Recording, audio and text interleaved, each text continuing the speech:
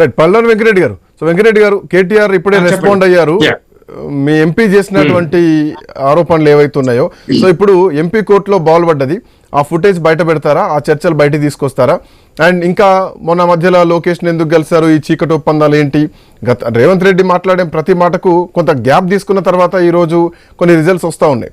And moreover KTR ఏం చేస్తున్నారంటే, BJP MP 10,000 కోట్ల రూపాయలకు సహకరిస్తే ముఖ్యమంత్రికి ఈరోజు ఆయనకు 1,600 కోట్ల రూపాయలతోటి లేని సిటీకి రోడ్ వేయడానికి ఒప్పందం కుదుర్చుకున్నారు. దాంట్లో భాగంగానే వీళ్ళ కుంభకోణాలు బయట పెడుతున్నామని బీఆర్ఎస్ పార్టీని ఇబ్బంది పెట్టడానికి విలీనం అనేటువంటి అంశానికి ఈరోజు తెరలేపి ప్రజల్ని కన్ఫ్యూజ్ చేస్తోంది బీజేపీ అండ్ కాంగ్రెస్ కలిపి. ఇది కేటీఆర్ చేసినటువంటి కామెంట్.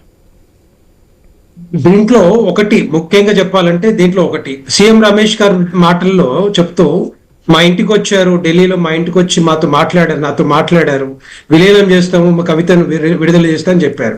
ఆయన ఏం చెప్పిండు, ఒకటే సమాధానం చెప్పిండు, నేను ఒప్పుకోలేదు, నాకు తెలియదు దీని సంగతి, మా అధిష్టానం చూసుకుంటుందని చెప్పిండు. అధిష్టానం దగ్గరికే రాలేదు. అధిష్టానం దగ్గరికి వచ్చినప్పుడు ఆలోచన వచ్చేది కదా, ఆ ఆలోచన వచ్చినప్పుడే విలీనం ప్రక్రియ కానీ అట్లాంటి ఏమైనా ఆలోచనలు వచ్చేవి కదా. కానీ అలాంటిది రానప్పుడు ఆయన దగ్గరికి, ఆయన మిత్రుడు కావచ్చు, కేటీఆర్ ఆయనకు మిత్రుడు కావచ్చు, పోవచ్చు, మాట్లాడవచ్చు.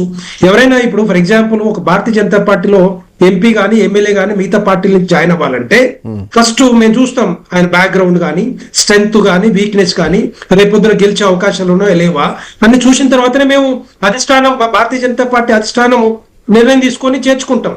అట్లాగే రేపొద్దున ఏ పార్టీ వచ్చినా, ముందుకు వచ్చినా, విలీన ప్రక్రియ ముందుకు తీసుకొచ్చినా, ఏ ఎంపీ దగ్గరికైనా వచ్చి మాట్లాడినా, ఒకవేళ దాని గురించి నిజంగానే జరగాలంటే అధిష్టానం నిర్ణయం తీసుకోవాలి.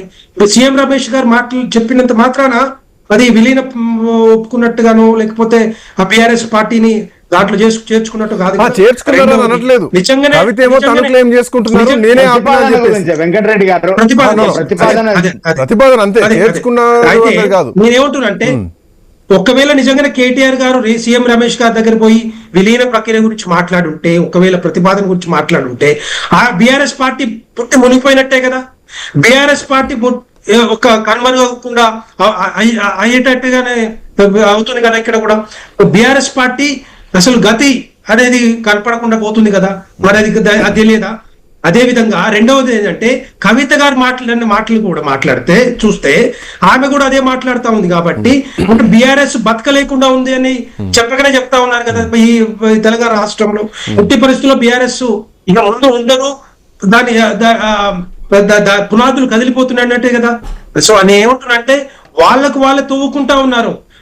అన్న చెల్లెల్లో వాళ్ళే పార్టీని మొత్తం లేకుండా చేద్దామని ప్లాన్ చేసుకుంటున్నారు. అది మరి నిజమో కాదో కేటీఆర్ గారు క్లియర్ గా చెప్పాలి, ఆ క్లారిటీ ఇవ్వాలి. కానీ కవిత గారు చెప్పినట్టుగా నిజమైతే అది క్లారిటీ ఇవ్వాలి. ఎవరు మాట్లాడలేదు దాని గురించి. బీఆర్ఎస్ లో కేసీఆర్ గారు మాట్లాడలేదు, హరీష్ రావు గారు మాట్లాడలేదు, కేటీఆర్ గారు మాట్లాడలేదు. రేవంత్ రెడ్డి గారు తీసుకున్న మాటలు మాత్రం డెఫినెట్ గా బయట పెడతా ఉన్నారు. సో నేనేమంటున్నంటే, రేవంత్ రెడ్డి గారికి లేకపోతే కవిత గారికి ఏమైనా వాళ్ళకి ఏమైనా అండర్స్టాండింగ్ ఉందా, చీకటి ఒప్పందాలు ఉన్నాయా, ఎందుకు బయటకు వస్తా ఉన్నాయి ఇవన్నీ కూడా అని చెప్పేసి అది కూడా క్లారిటీ వాళ్ళకి తెలంగాణ ప్రజలకి.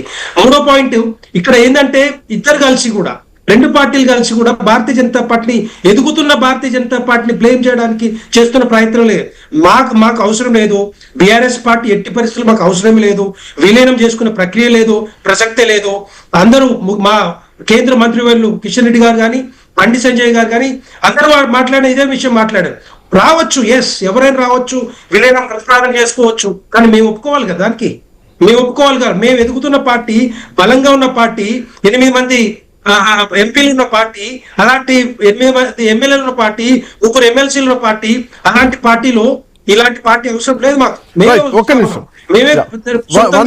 రాష్ట్రాన్ని మీరు అవసరం లేదని చెప్పినా ఆయన కలుపుతామని కూడా ఆయన కూడా అనట్లేదు. సో ఒక వీక్ అయినటువంటి టైంలో, పార్టీ బలహీనమైనటువంటి టైంలో, కవిత జైల్లో ఉన్నటువంటి టైంలో, సో కవితను కాపాడుకోవడానికి, కవితను బయట తీసుకురావడానికి ఒక ఒప్పందం జరిగిందా, ఒక ప్రపోజల్ పెట్టారా అన్న చర్చనే ఈరోజు బయటకు వస్తుంది. బట్ ఈరోజు బీఆర్ఎస్ పార్టీ కొంత స్ట్రాంగ్ అయింది, అవునన్నా కాదన్నా గ్రౌండ్లో స్ట్రాంగ్ అయింది, ఒప్పుకోవాల్సినటువంటి విషయం. కార్యకర్తలు కూడా గతంలో కంటే కూడా ఈరోజు కొంత మనోధైర్యంగా ఉన్నారు. సో నెక్స్ట్ లెవెల్లో బీఆర్ఎస్ పార్టీ ఎట్లా పోతారు ఏమిటి అన్న చూద్దాం.